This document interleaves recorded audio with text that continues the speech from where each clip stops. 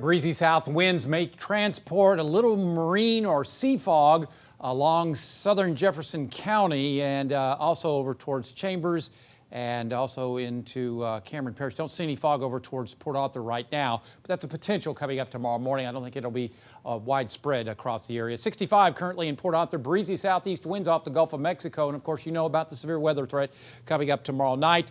But the weekend looking pretty nice, a lot better as far as long as this moves through when we think it does and will.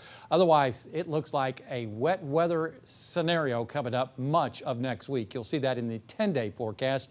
So far, maybe a few sprinkles out there, but nothing to get alarmed at this time.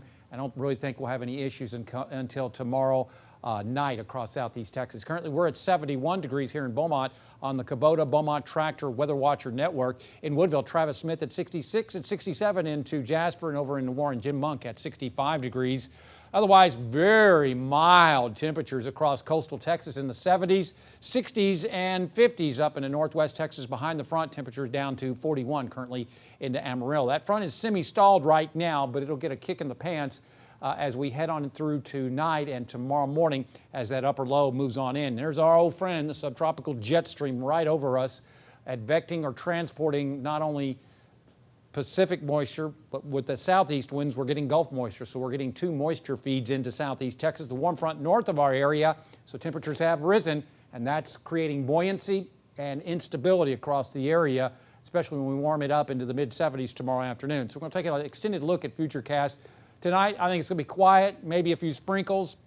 Tomorrow, I think most of the day should be fairly quiet, and maybe a 20% coverage is all we get. I think we'll see highs into the mid-70s. So if you got anything planned, get it done before about 7 p.m. because that's when I think we could start seeing isolated thunderstorms trying to develop. If not then, maybe a little later.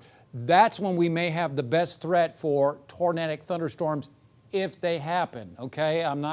A lot of uncertainty as far as that goes, predicting tornadoes, but the potential is certainly there, bar none, no question.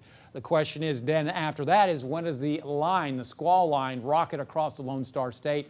And it looks like it'll be here coming up by about 2, 3, 4 o'clock in the morning. That's when we'll probably see wind damage as it moves on off to the east. As far as that disturbance, you can see very vigorous disturbance, top of the scale. We've got good rotational energy, south winds at the ground, southwesterly winds in the mid layers, and also westerly winds aloft. So you get this turning of winds as you go up into the atmosphere. That's called helicity or rotational energy. That's where you get rotating thunderstorms or the potential there. This is again at say 4,500 feet, 70 to 80 mile per hour winds could be transported down. Look at the instability way up there.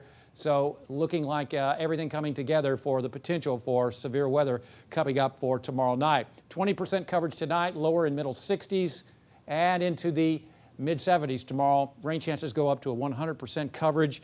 I think all that will be out of here by about 7 a.m. on Saturday with improving weather on Saturday afternoon into Sunday, Monday, Tuesday, Wednesday, Thursday, wet. Busy next up.